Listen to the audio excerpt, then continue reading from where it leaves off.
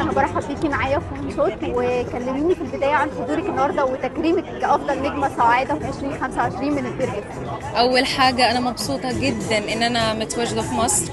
مصر بالنسبة لي حاجة كبيرة جدا. لأنه أول ما فكرت إن أنا أغني جيت غنيت هنا.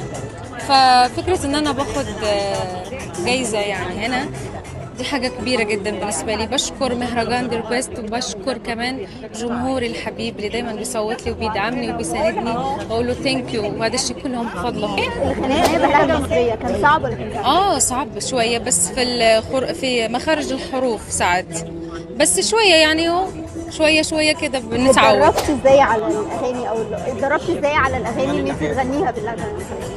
من زمان وانا بغني مصري، من زمان وانا بحب والهانة بالفن المصري، فعشان كده بغني مصري.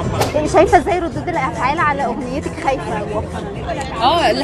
الحمد لله يعني حبوها كتير ناس، ودي اغنية عملتها جات لي هدية في عيد ميلادي وغنيتها، فبحبها فبتلمسني قوي. مين من النجوم اللي موجودين بتحبي ان انت تعملي معاه ديو غنائي الفتره الجايه؟ والله مش عارفة مين اللي موجود بالظبط من يعني. النجوم I think عموماً. انه احمد سعد، صح؟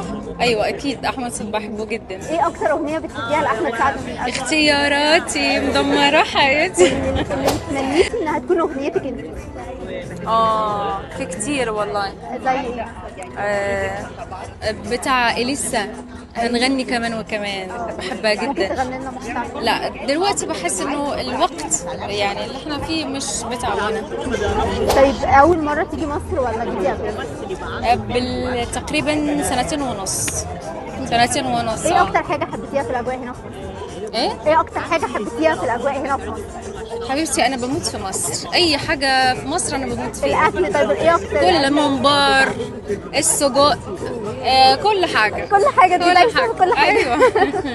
محشي. طب ايه اكتر مكان بتحبي تروحيه هنا في مصر بتحسي انك براحه نفسيه؟ بحب السخنه قوي، والقاهره اكتر حاجه صراحه بحب، عشان عندي اصحابي هنا يعني كتير. اغلب الناس بتقول لك المصريين عموما بتقول لك ان القاهره زحمه فبيحبوا. عادي، احنا متحملين اي حاجه. اهم حاجه بس طب ايه الفترة الجاية؟ ان شاء الله في اغنيه مغربيه هتكون اول مره اغني مغربي، فمبسوطه جدا.